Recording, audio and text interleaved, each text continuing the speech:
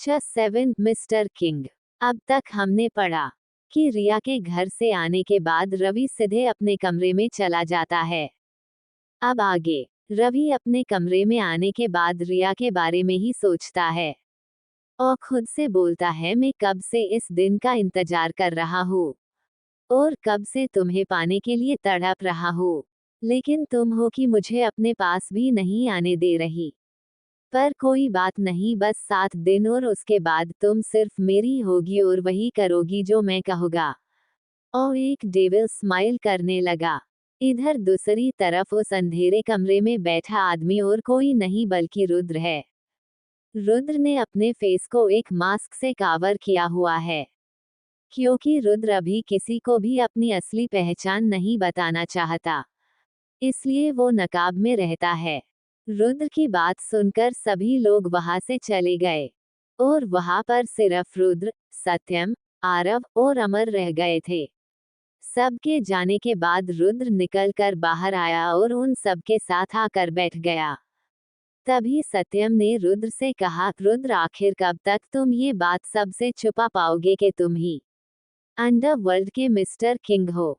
जिस पर रुद्र बोला, तुम्हें पता है कि मैं ये सब सीक्रेटली क्यों करता है और उसकी क्या वजह है।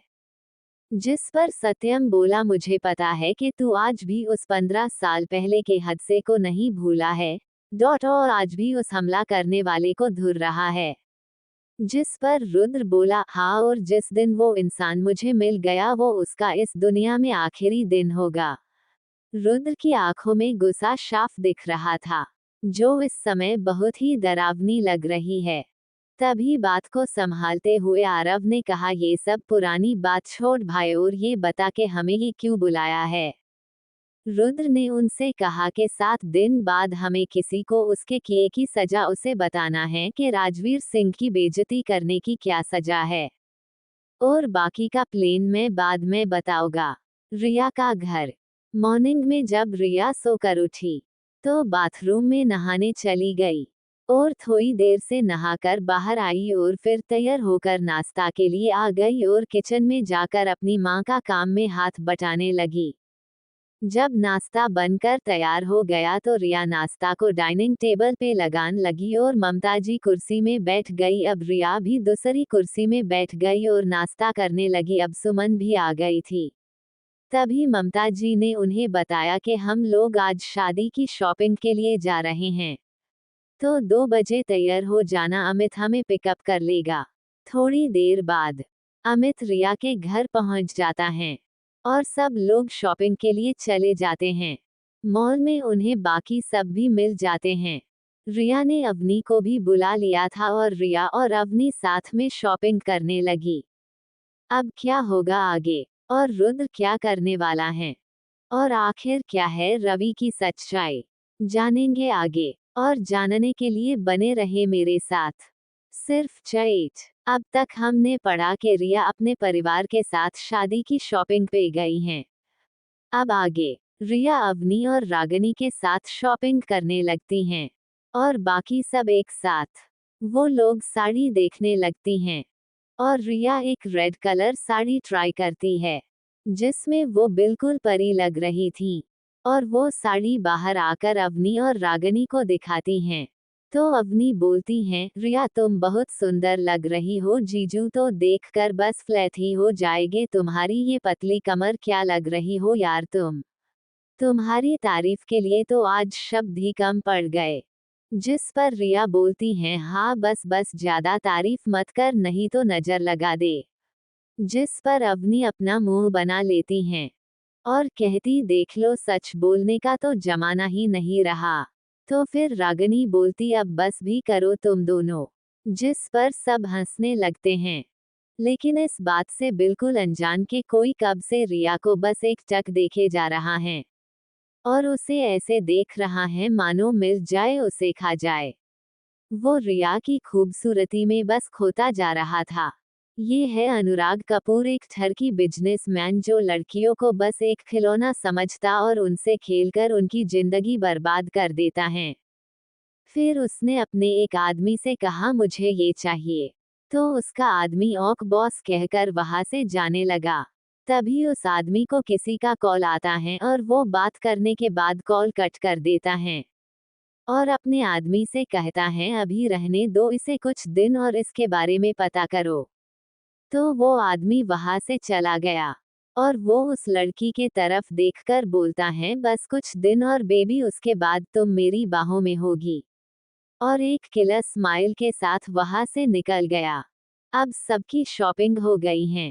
शॉपिंग के बाद जब वो सब मॉल से बाहर निकल रहे थे रिया किसी लेडी से टकरा गई, जिस कारण से वो लेडी गिरने ही वाली थी कि रिया ने उन्हें संभाल लिया और उस लेडी को सॉरी बोलने लगी।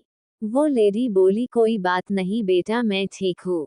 और वो लेडी रिया को देखने लगी और अपने मन में कहने लगी कितनी सुंदर है ये लड़की। तभी रिया सॉरी बोलकर वहां से जाने लगी और वो लेडी वही खड़ी उसे जाते हुए देख रही थी। तभी उनके पास एक और लेडी आकर उनसे बोलती हैं क्या हुआ माँ, आप किसे देख रही हैं? ये कोई और नहीं बल्कि रुद्र की माँ सुनीता सिंह और रुद्र की भाभी नेहा सिंह हैं। सुनीता जी नेहा से बोलती हैं कितनी प्यारी बच्ची हैं न वो और कितनी सुंदर भी हैं। तो नेहा जी भी रिया के तरफ देखती हैं और बस रिया को पीछे से ही देख पाती हैं और कहती हैं हाँ माँ होगी अच्छी अब हम लोग चले हमें घर भी चलना है। जिस पर सुनीता जी बोलती हैं हाँ चलो और वो दोनों घर के लिए निकल जाती हैं। अब सभी लोग घर पहुंच जाते हैं। घर पहुंचकर रिया के मामा सूरज भान जी बोलते हैं शादी में बहुत कम टाइम बचा है इसलिए हमें सारी तैयारियां जल्दी करनी होगी और दोनों शादी एक ही घर से होगी। जिस पर सब हाँ कर देते हैं और अपने काम में लग जाते हैं। वही दूसरी तरफ रुद्र किसी को कॉल करता है। जब सामने से कॉल उठता है तो रुद्र उससे पूछता है कि कुछ पता चला उसका, जिस पर सामने से जवाब में एक आदमी बोलता है बॉस उसके बारे में कुछ भी पता नहीं चला। तो रुद्र औक बोलकर कॉल काट देता है और मन में सोचता है कि मैं तुम्हें कब से खोज रहा हूँ लेकिन अब तक तुम्हारा कुछ भी पता नहीं चला। मैंने उनसे प्रॉमिस किया था कि मैं तुम्हारा ख्याल रखूंगा और तभी से मैं तुम्हें खोज रहा हूँ, जबकि उस हादसे को 15 साल बीत गए हैं। पता नहीं तुम मुझे कब मिलोगी। और यही सोचते सोचते वो कमरे से बाहर निकल आता है और फिर जब वो घर से बाहर निकलता है तो अमर रुद्र की गाड़ी का गेट खोल देता है और रुद्र गाड़ी में बैठ जाता है। रुद्र का चेहरा देखकर अमर समझ जाता है कि क्या बात है और रुद्र से बोलता है बॉस हमें कहाँ जाना है। जिस पर रुद्र बोलता है कि मेरे घर चलो। रुद्र का अपना एक घर है जिसका नाम है रुद्र हाउस और थोड़ी देर में वो लोग रुद्र के घर पहुंच जाते हैं और घर भी एक आलीशान बंगला था जहां चारों तरफ फूल लगे हुए थे और एक सुंदर सा बगीचा भी था। रुद्र घर के अंदर जाता है और जाकर सोफे में बैठ जाता है। तभी अमर भी सोफे में बैठते हुए रुद्र से पूछता क्या बात है आज काफी परेशान लग रहे हो। जिस पर रुद्र उसे गुस्से से देखता है तो अमर बोलता है इस क्या देख रहे हो भूलो मत कि मैं तुम्हारा फ्रेंड भी हूँ और वैसे भी मैं अभी काम में नहीं हूँ। तो रुद्र कुछ नहीं बोलता बस शांति से सोफे पे पीछे सिर टिका के आंखें बंद करके बैठ जाता है। जिस पर अमर बोलता है क्या अभी भी उसके बारे में कुछ पता नहीं चला और आखिर कब तक तुम उसे ढूंढते रहोगे। जिस पर रुद्र बोला कि जब तक वो मिल नहीं जाती हैं और कुछ नहीं बोलता। अब क्या होगा आगे, आखिर क्या करने वाला है अनुराग रिया के साथ और रुद्र किसे ढूंढ रहा है, जानने के लिए बने रहे मेरे साथ।